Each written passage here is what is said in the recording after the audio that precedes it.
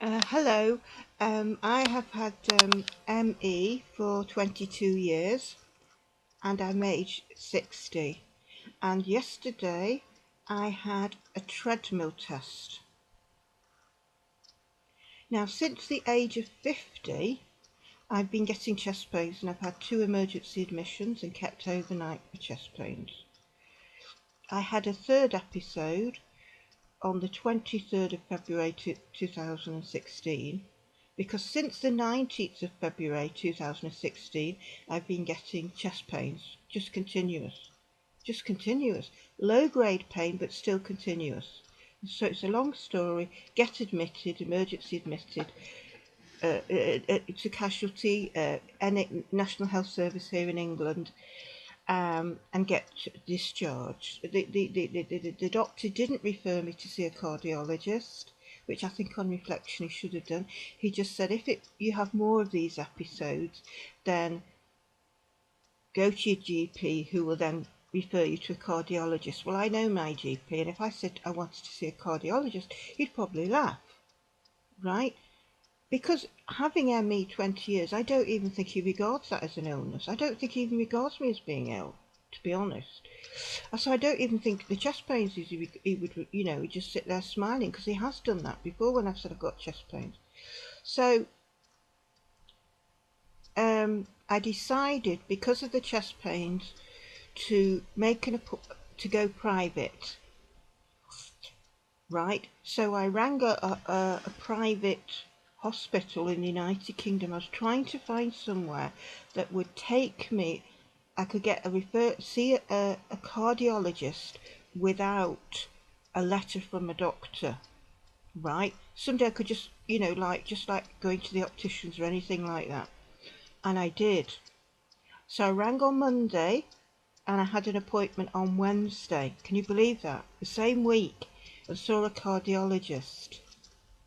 He took all my history, family history, which is all coronary heart disease, right? Very, very bad. And he said, I've, got high blood pressure, I've got high, high cholesterol, but it's all I'm on medication for it all. But my family history is really bad and I'm high risk, right? So this is very important, particularly if you've got ME and you've got a family history of heart attacks and strokes, that we can't dismiss these chest pains, especially if you've got a family history as appalling as mine.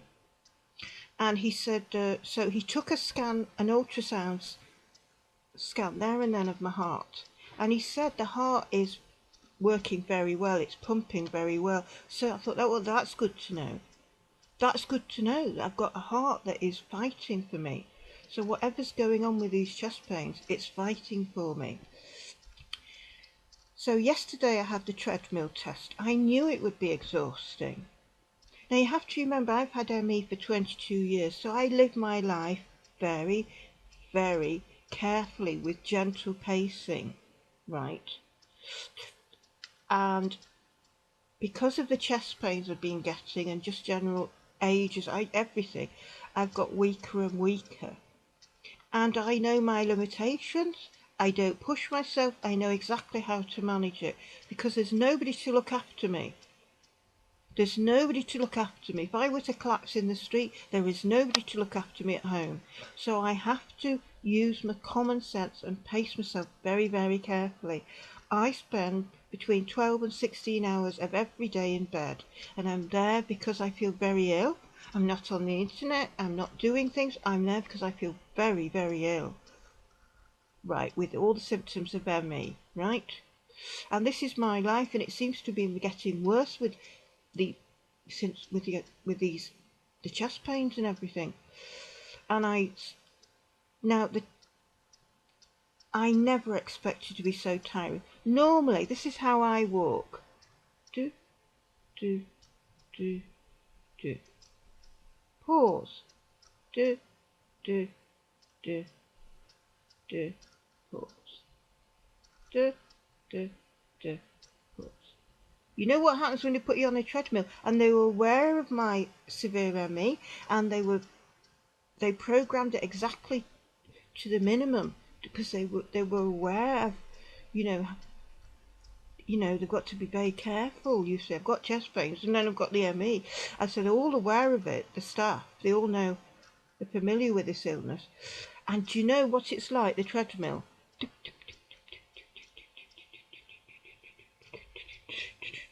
Can you imagine doing that? Can you imagine doing that? 1 minute, 1.5 minutes, 2 minutes. And it's just non-stop. There's no pausing. There's no pausing. You can't take your breath, nothing. And you're holding on. And by the 3 minutes, it was like... So I'm persevering. Because I think I've got to try and get to the very limit. Because this is the whole point of the test, you see. Because they've got to find... to help them diagnose. Because I'm getting chest pains, I have to try and find out what's going on. So I'm trying to be cooperative patient and pushing and being careful. I know my limitations, but having to, because the point of this test is you have to push you have to keep going as long as you can. That is the point of the treadmill test. Obviously, you don't expect you to be stupid, and if you think you're going to collapse, you must tell them. Because after 3 minutes of saying, if you want us to stop, tell us and we'll stop, but don't stop running, because you have to tell them, like that, you're going like that, your feet are going like that, because it's moving underneath you. It's moving underneath, you've got no choice.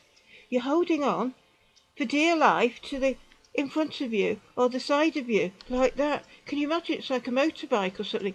Your feet are going like that, and it's moving like 3 minutes, and then I'm thinking, like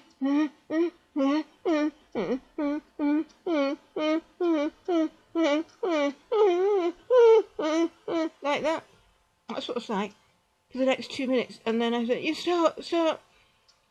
Right, and then they stop the machine, but you have to keep going until the machine stops. And then it's like, and then the machine stops, and then your feet have been still moving, and it's, and you're holding on for it. It's terrible. It's terrible. And then I just sort of half collapsed, and I was just started to cry, and I don't know where it came from. It was just so exhausted. So exhausted. It was just total exhaustion. I hadn't felt like that. Do you know how long? Since the very beginning of my illness 22 years ago. Because you've got to remember, for the last 22 years, I have been pacing myself, which is all the doctors all around the world say that about ME. The best way is to pace yourself. Don't push yourself, because we know from repeated experience, as soon as you try and do that, even a little bit, you suffer for it, and you're back to square one. So I've learnt from repeated experience that the best thing is to do a little bit, sit and rest. Do a little bit, sit and rest. Do a little bit, sit and rest. That way you never get yourself overwhelmingly in a state of sheer overexhaustion where you just don't know what to do with yourself, and it's like beyond the pale. Because that's what I was like when I first got it, because because you don't know what's happening to you. You don't know what's happening to you. I cannot wash dishes, just a few dishes, and complete everything like normal healthy people do. Normal healthy people decide to wash a few pots, they wash them, they dry them, they tidy around the kitchen, and that's that. I can't do that. I have to break that task down. And I have to do it in bits. Wash a few pots, sit down, rest, go back, wash a few pots, sit down. So can you imagine living like that for 22 years? And every time I've tried to push myself, I go back and I'm suffering. So this is how I've been living for 22 years. Pacing myself, getting there very slow, but I'm getting place, slow, and then you suddenly on the treadmill. And they asked me why was I crying, and I said because I'm so exhausted. I don't know, the man looked quite shocked. The male technician looked a bit shocked. I think he looked a bit puzzled as to why I should cry over being so exhausted, you see. But, of course, I've had this illness for 22 years, and it's, although it could happen to somebody who's had it less, but it was just, was too much for me. It was just terrible.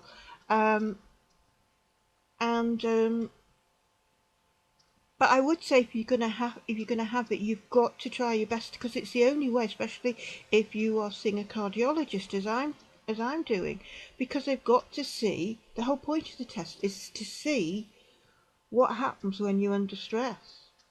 Now, you know what it's like with the technicians, with two of them.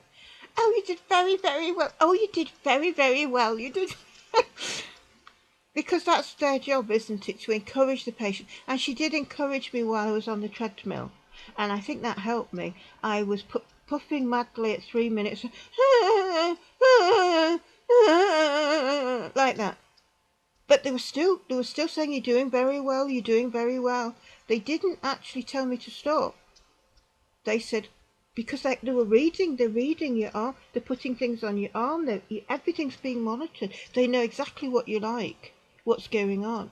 And so she's saying, you're doing very well, you're doing very well. And it does spur you on, there's no doubt about it. And it was an encouragement to keep going. It's like your life depends on it. Your feet are going and it's moving underneath you, and it's like, like that.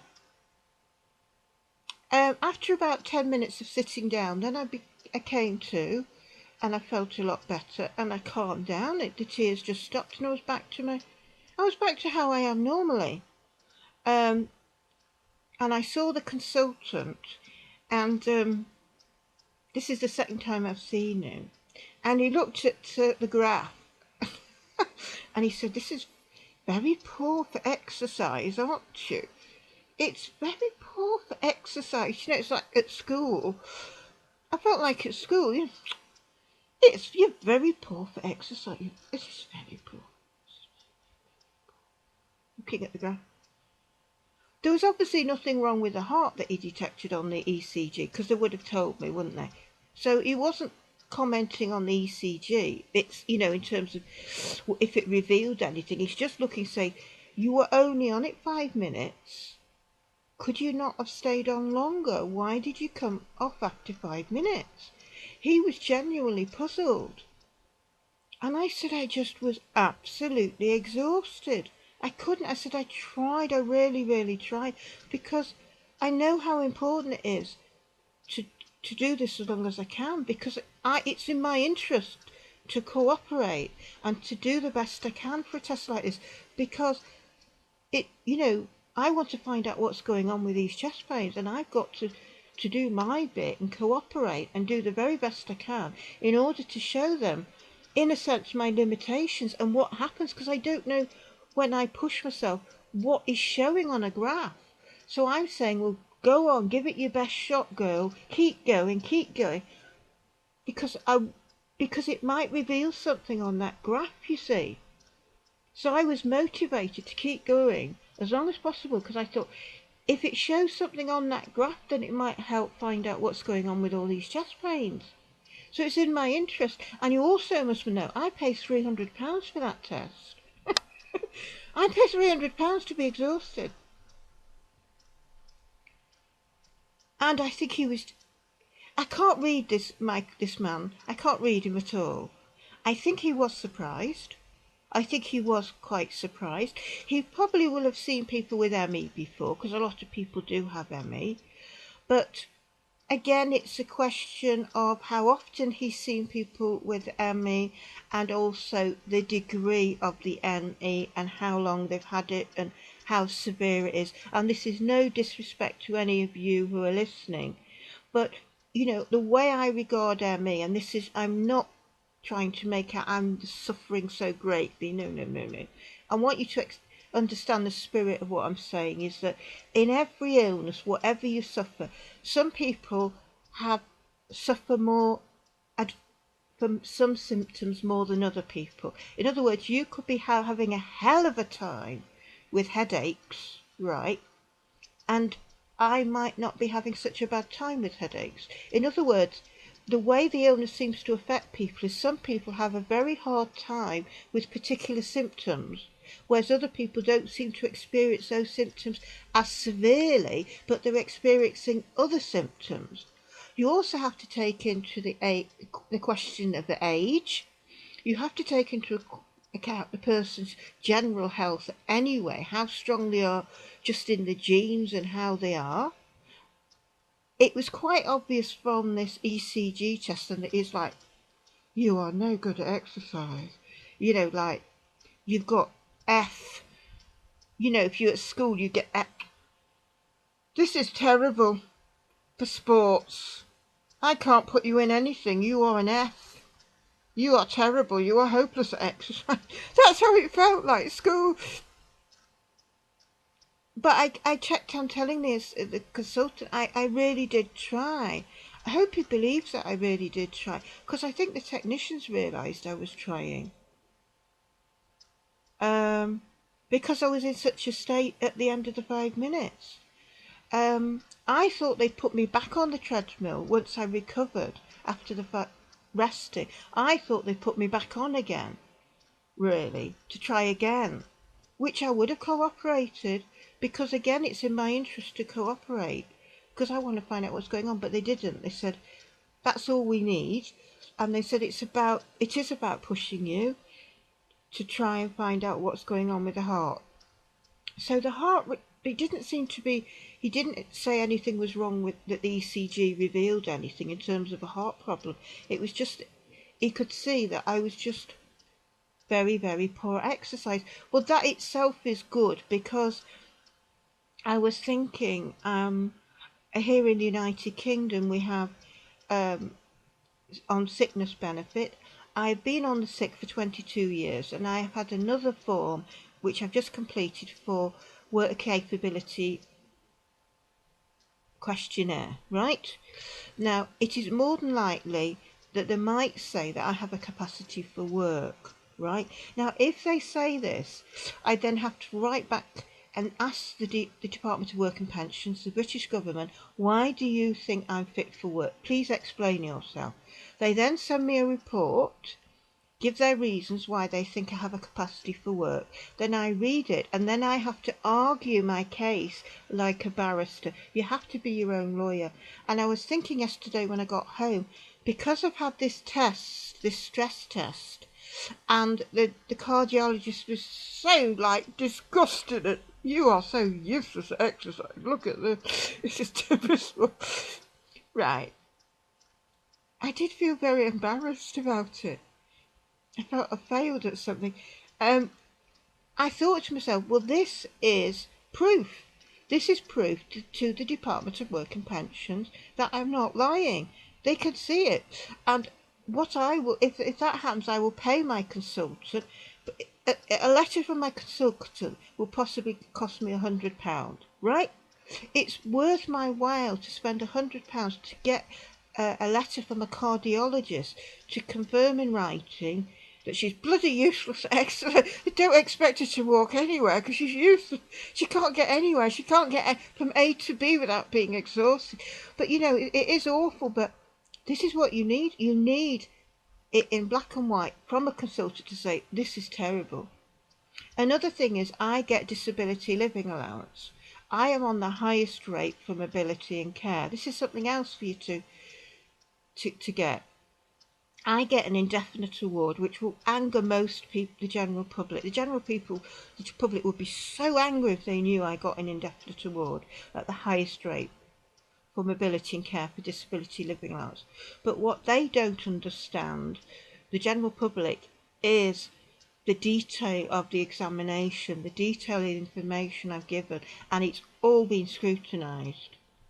And they know everything. And I've been examined and examined and examined. I have had 5 different Department of Work and Pensions examinations for disability living allowance. 5, and on the 5th time they made the decision to give me an indefinite award. So they don't give these awards lightly. The general public think the Department of Work and Pensions give just the indefinite awards, like you have a sweet. No, they don't. I don't think they do. They have to be sure that there is a very poor prognosis. It's got to. The doctors are obviously saying, I can't see any sign of improvement. I can't see any sign of improvement. I can't see any sign of improvement. I can't see any sign of improvement. I can't see any sign of improvement. So the prognosis is abysmal, and it's on the basis of that and everything else that they make the DWP make that decision for an indefinite award. Now, under the new British government system, in order to save money, they come up with a new system called Personal Independence Payment, called PIP. The purpose is to replace this disability living allowance, because people like me are very expensive for the state. Now, everybody who receives the indefinite award, people like me, we have not been examined yet for this new payment system called PIP. And the reason why is we are the most controversial group of people who are in receipt of disability living allowance in the United Kingdom, because we are the people who have been deemed over and over and over and over again as really, that's it. Everything is poor, poor, poor, mobility, poor, poor, poor, care, poor, poor, poor, everything's lousy, and it's really not very good. This is terrible, right? And there's people far, far seriously ill, far worse than I am. Compared to them, I'm nothing. Compared to them, I'm fit and well. So there's people much worse than I am, really, really ill. People who have to be fed, watered, they have to have the bottoms wiped, everything. These are the people that receive disability living allowance, who, with the new government regulations, might find themselves not considered to be disabled in any way at all. People who are perhaps bedridden, who need it, they have to have the bottoms wiped. They can't do it themselves. I mean, really bad cases. And this is all about the government trying to save money. So I'm included in that group, although obviously I realise I'm not as severe as them. But as far as the Department of Work and Pensions doctors are, I am, because I've had five medicals for disability living allowance. I've had 5 medicals for work, for employment support, for all of that, for sickness benefit over 22 years. 5 medicals for sickness benefit, which includes whatever name you give it, incapacity benefit, sickness benefit, employment support allowance. It's all the same thing. I've had 5 disability living allowance, 10 reports, all that information, 10. All independent doctors. So it's not good, is it? And now they obviously want to take the money back. And it occurred to me last night, because I've got to think about my future and looking after myself, because I'm on my own. This isn't about greed, because I'm not well enough to go on holiday. I'm not well enough to be gadding about the universe, having holiday. I'm not well enough to be clubbing it or anything, nothing. I'm too ill for that. I wish I was. I would rather have my health back and not be on benefits, because you can't buy health. This is what I've learned. After 22 years, you can't buy health. If you've got your health, you've got everything. But so I realise now that if I am asked in the next year or two to fill in forms for this new personal independence payment, right, what I'm going to do is ask my consultant to write another letter, which will probably cost me, it might £100, it might cost me £150, but it will be worth it, because then he can say, we have done this treadmill test, and I can confirm as a cardiologist that she's bloody lousy. She can't walk for 5 minutes without collapsing, because that's what it amounts to. And this is supposed to be easy, what I was doing. Remember, the technicians set the test up deliberately to make it very easy for me. They were doing it as easy as possible for me. They were going out of the way to set the treadmill at a pace so it would be safe for me to do it because of this severe ME. And still I couldn't, and still I was, but they say, very, very good, you know.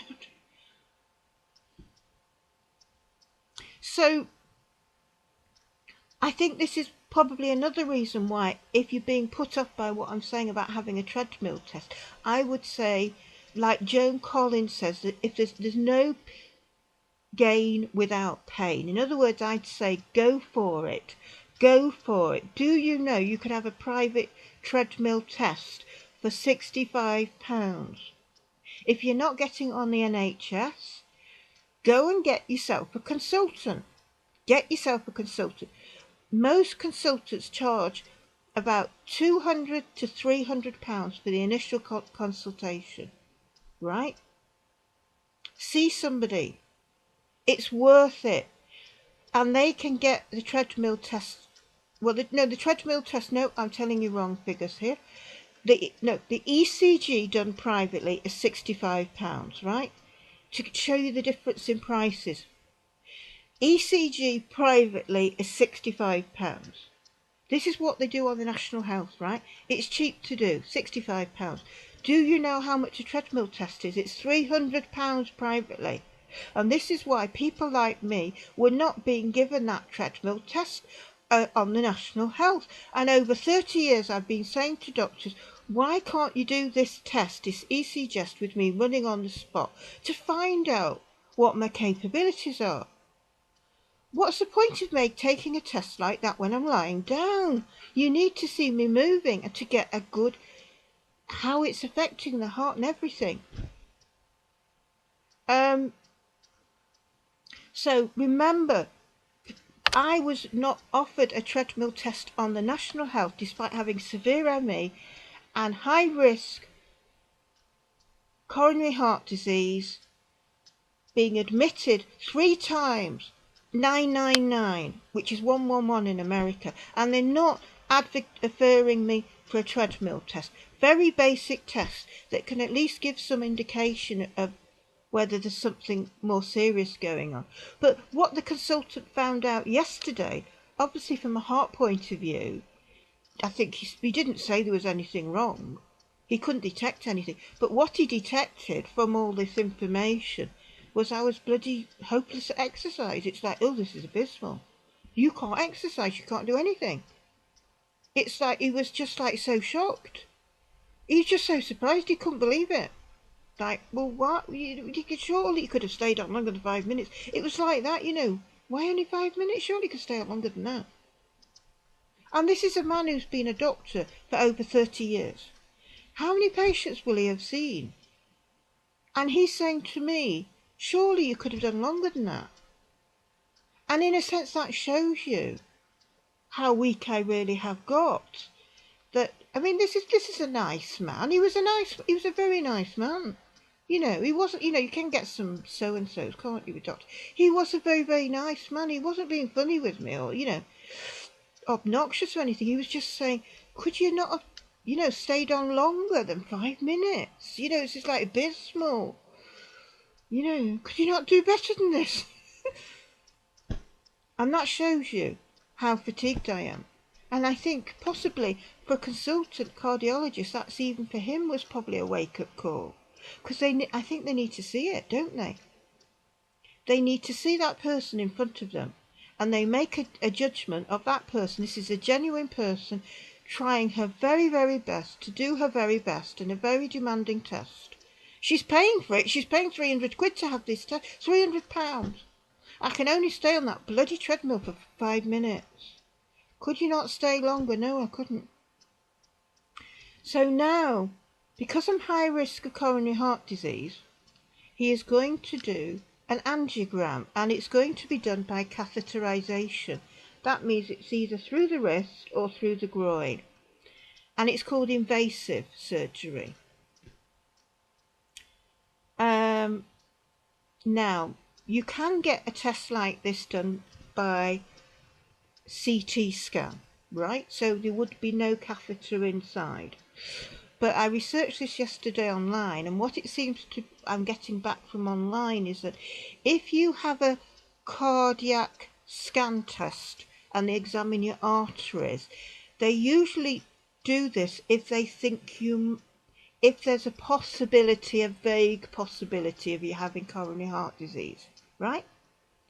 They think it's unlikely, but they possibly think you might, right?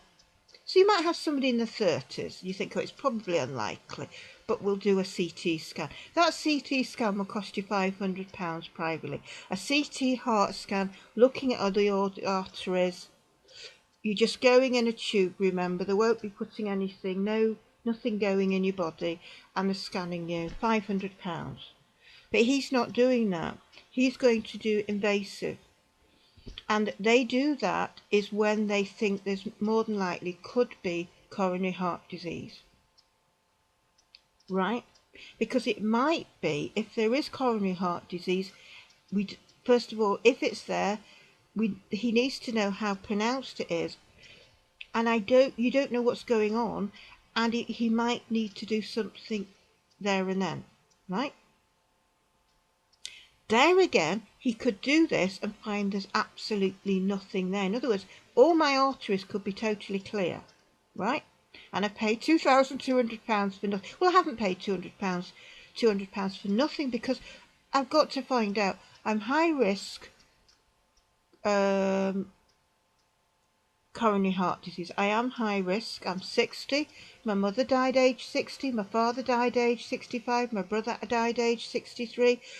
My auntie died age 62. Both sides of the family have all died from from heart attacks and strokes. So I think it'd be stupid not to have this done, to pay the £2,200. This money is coming from my disability living allowance. I'm paying the money that the British government has given me as a disabled person. I'm using to have this test done privately, because this means I can get it done quickly, because we just don't know what's going on and how things can suddenly change. Because my late mother, I remember her just lying down on the settee for a sleep, and she died in her sleep, right?